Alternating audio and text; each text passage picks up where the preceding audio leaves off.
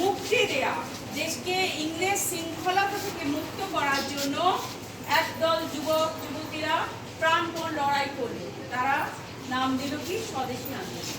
আমাদের দেশকে মুক্ত করতে হবে, স্বাধীন করতে হবে।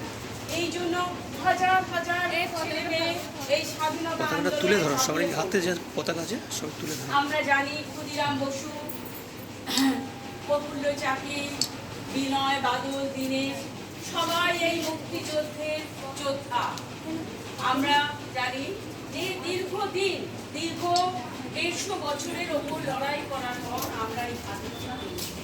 1947 সালে 15ই আগস্ট রাত 12টায় এই স্বাধীনতা আগে পূর্ববঙ্গ, পশ্চিমবঙ্গ, পাকিস্তান সব একসাথে একটা বৃহত্তর ভারতবর্ষ, সেই বৃহত্তর ভারতবর্ষকে ইংরেজরা চুক্তির জন্য টুকরো টুকরো করে দিল।